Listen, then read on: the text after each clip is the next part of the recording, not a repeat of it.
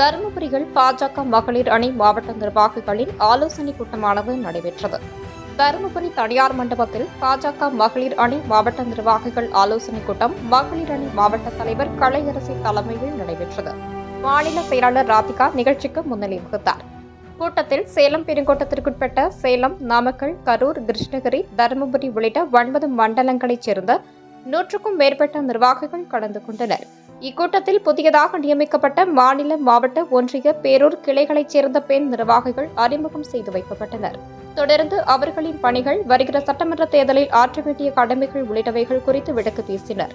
கூட்டத்தில் மாநில துணைத் தலைவி மீனா, தேசிய செயற்குழு உறுப்பினர் நளினி, சேலம் மாவட்ட தலைவி தனம் உள்ளிட்டோர் கலந்து கொண்டனர். இந்த திறனற்ற திமுக அரசை எங்களுடைய மகளிர் அணி வருகின்ற காலங்களில் இந்த தேர்தல்ல எவ்வாறு இந்த தமிழகத்தில் இருந்து தூக்கி எறிய வேண்டும் என்பதெல்லாம் இந்த ஆலோசனை கூட்டத்தில் நடைபெற இருக்கின்றது. ஏன்னா தமிழகத்துல ஒரு பாதுகாப்பு இல்லாத சூழ்நிலை இருக்கு. குறிப்பா பெண்களுக்கு பாதுகாப்பு இல்லாத சூழ்நிலை இருக்கு. இந்துக்களுக்கு விரோதமான ஒரு ஆட்சி நடைபெறுகின்றது. இந்துக்களோட வழிபாட்டு முறையை பறிக்கிறாங்க. பெரும்பான்மையாக இருக்கக்கூடிய இந்துக்களோட உரிமையை பறிக்கிறாங்க. அதோடு மட்டுமல்ல, பெண்கள் சுதந்திரமா எங்கேயும் போக முடியல. எங்க பார்த்தாலும் கற்பழிப்பு, கொலை, கொள்ளை, இது போன்ற விஷயங்கள்லாம் நடந்துட்டு இருக்கு. அதாவது காஷ்மீர்ல பஹல்காம் தாக்குதல்ல நடைபெற்ற அந்த சம்பவத்துல உயிரிழந்தவங்களுக்காக அதை கண்டிச்சு பாகிஸ்தானில் இருக்கக்கூடிய தீவிரவாதிகளை கண்டிச்சு நாங்க ஆர்ப்பாட்டம் பண்ணதுக்கு கேஸ் போட்டிருக்காங்க. எவ்வளவு ஒரு தேச விரோத ஆட்சி நடக்குதுன்னு பாத்துங்க. சுந்தரவல்லி மீது, ராணுவ வீரர்கள் மீது தவறான ஒரு கருத்தை பதிவு செஞ்ச சுந்தரவல்லி மீது நடவடிக்கை எடுக்க சொல்லி நான் கேஸ் கொடுத்திருந்தேன். அதை பத்தி இன்னும் ஒரு விசாரணை கூட பண்ணல. இது மாதிரி இந்துக்களுக்கும் மக்களுக்கும் ஒரு விரோத ஆட்சியாக இந்த திமுக ஆட்சி இருக்கின்றது. இந்த திமுக ஆட்சியை வருகின்ற தேர்தலில் பாஜக மகளிர் அணி ஒன்று சேர்ந்து நாங்கள் இந்த தமிழகத்தில் இருந்து தூக்கி எறிவதற்காக நாங்கள் வேலை செய்வோம்.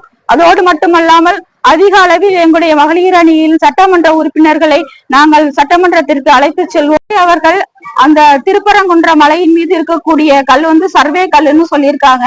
அவங்க அப்பா கருணாநிதி என்ன அங்க சர்வேயரா வேலை பார்த்தாங்களா? அவங்களுக்கு எப்படி தெரிஞ்சது? ஒரு சர்வே கல்லுங்கிறது எந்த அளவுல இருக்கும், தீபத்தூண் எந்த அளவுல இருக்கும்? 8 அடிக்கு மேல இருக்கக்கூடிய தீபத்தூணை சர்வே கல்லுன்னு சொல்றத எந்த விதத்திலும் ஏற்றுக்கொள்ள முடியாத விஷயம்.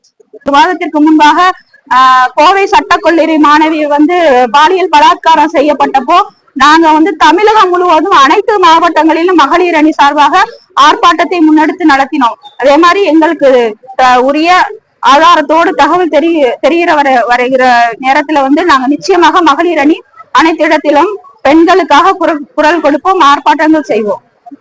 திமுக அரசன் தன்னோட கையாலாகாத தனத்தை வெளிப்படுத்துறதுக்காக மத்திய அரசு மேல தொடர்ந்து ஏதாவது ஒரு குற்றச்சாட்டை வச்சுக்கிட்டே தான் இருக்கிறாங்க. நான் கேக்குறேன், நீங்க 4000 கோடி செலவு பண்ணியிருக்கேன், சென்னை மழை வெள்ளத்துல பாதிக்கப்படாதுன்னு சொன்னீங்க. ஆனா சென்னையில இன்னைக்கு மக்கள் மழை வெள்ளத்தால் பாதிக்கப்பட்டு மிகப்பெரிய அவதிக்குள்ளாகி இருக்கிறாங்க. 4000 கோடி செலவு பண்ண மக்கள் பாதிக்க மாட்டாங்க அப்புறம் எப்படி சொன்னீங்க? இன்னைக்கு மக்கள் பயங்கர கஷ்டத்துல இருக்கிறாங்க. அதே மாதிரி டெல்டா போன்ற மாவட்டங்களில் எல்லாம் மழை நீரில் அறுவடை செய்யப்பட்ட அந்த பயிர்கள் எல்லாம் மீண்டும் முளைக்கப்பட்டு அவங்க அந்த விவசாயிகளோட வயிற்றுல அடைச்சிருக்கிறாங்க. அதே மாதிரி தென் மாவட்டங்கள், தூத்துக்குடி போன்ற தென் மாவட்டங்களில் எல்லாம் பாத்தீங்கன்னா பயங்கர மழை வெள்ளம். அதை ஒரு சரியான முறையில் கையாளாகாத தெரியாத ஒரு அரசாங்கம் திமுக அரசாங்கம் இருக்கு. அதனால இவங்க கிட்ட இவ்வளவு பிரச்சனைகளை வச்சுட்டு மத்திய அரசை குறை கொள்வது ஒன்றையே நோக்கமாக வச்சிட்டு இருக்காங்க. இதை யாராலும் ஏற்றுக்கொள்ள முடியாது. வருகின்ற தேர்தலில் மக்கள் இதற்கான பாடத்தை சரியான பாடத்தை புகட்டுவார்கள். உருவ பக்தர்களை கும்பிடக்கூடிய பக்தர்கள் வருகின்ற தேர்தலில் அவர்களுக்கு கொடுக்குகின்ற இந்த மணி அடி ஒரு சாவு மணியாக இருக்கும் என்று நேரத்தில் தெரிவித்துக் கொள்கின்றேன்.